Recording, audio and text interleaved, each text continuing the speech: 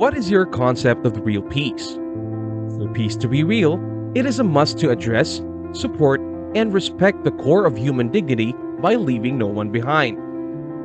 There is no real peace unless we start listening and hearing one another.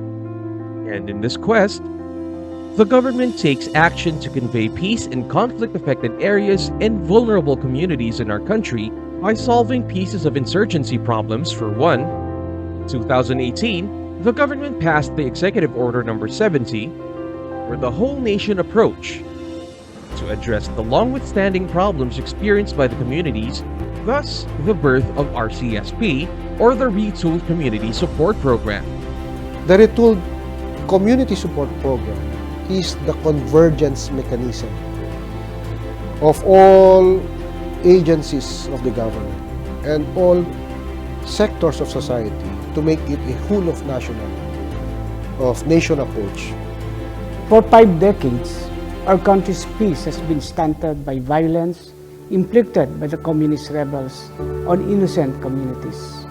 And the Retooled Community Support Program, or the RCSP, was born out of this new paradigm to address the social, political, and economic issues that push individuals to support the communist terrorist group.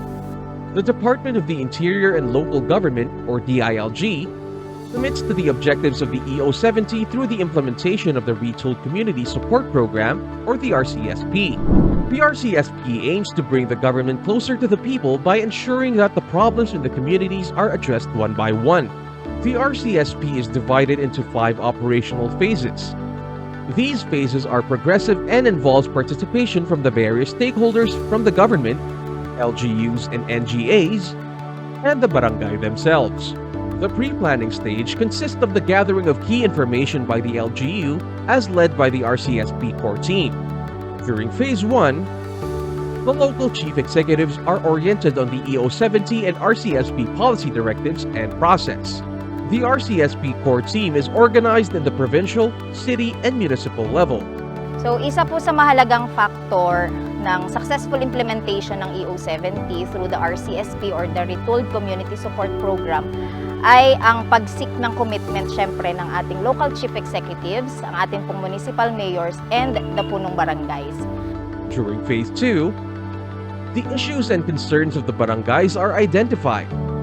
This is where the conduct of serbisyo caravans, community immersions, and convergence meetings of the local government or LGUs and national government agencies or NGAs begin. Ito po ay aming pinag-usapan ng komunidad, kung ano po ang mga pangangailangan ng mga sa aming pong barangay, lalo tigit ang mga magsasaka.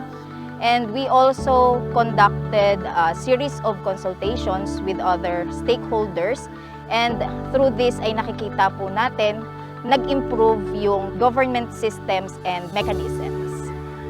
We brought basic services closer to the people and empowered our local government units to spearhead local peace and development initiatives in Filipino communities. In Phase 3, the barangays craft their enhanced barangay development plan.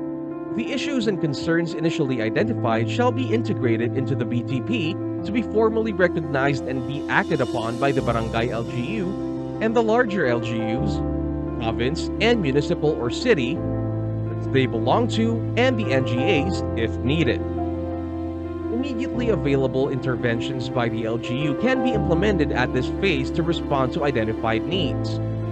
Naging pagkakataon din ito ng mga barangay upang ayusin at pag-ibayuhin ang kanilang mga barangay development plans, mga planong nagbibigay solusyon sa mga suliraning hinaharap mismo ng kanilang mga lugar. Resolution po na kung saan po ay nagsesesyon kami ng aking mga barangay official, tapos inire-relay po sa ating mga kabarangay para alam po nila na yun po ang mga kailangan ng barangay, mga project. Bilang part ng sangguniang barangay as ex officio, ako po yung nagiging boses ng mga kabataan. Kasama ako sa monthly meeting. In Phase 4, the people join the peace and development movement. This process focuses on the deepening of the appreciation of the community on peace building and sustainable development efforts by empowering them to be active participants in governance. Extensive information drives, community mobilization, and regular dialogues are conducted. Sa pamamagitan sir ng RCSP, nagkaroon po ng programang TESDA. Nag-contact po sila ng training dito sa aming barangay, Sustainable Agriculture. Noon pong barangay, sir, nakakuha po kami dito ng sedula.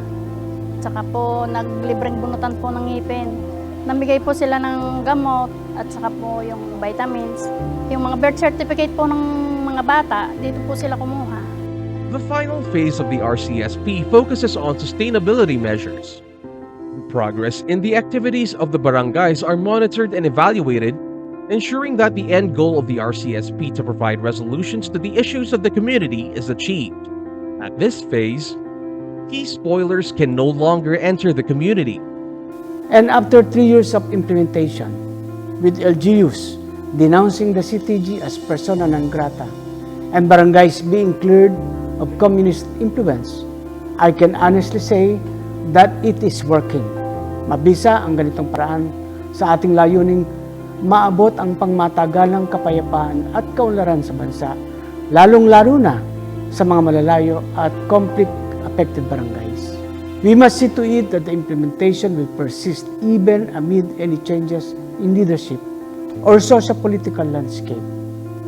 Once the local development councils deem these projects as sustainable, the program would be turned over to the hands of our target barangays for community ownership. This way, those in the community will be empowered to care for and maintain the very projects they identified during the consultations. The RCSP has paved the way for improvement in previously conflict-affected communities, but continues to introduce changes to some long-deprived communities. And now, a bright future for a lasting peace and continuous development is coming their way. With the cooperation and solidarity of all, peace and development in the community is possible. Sa RCSP, may boses ang barangay at ang mamamayan. Sa RCSP, may seguridad ang kabataan at ang aming bayan. Sa RCSP, tunay na kapayapaan ng aming mga kakamtan. Sa RCSP, may kaunlaran. Sama-sama nating ipamalas sa ating mga kababayan ang tapang at malasakit ng pamahalaan para sa pangmatagalang kapayapaan at kaunlaran. Sa RCSP, bida ang pagtutulungan at pagkakaisa.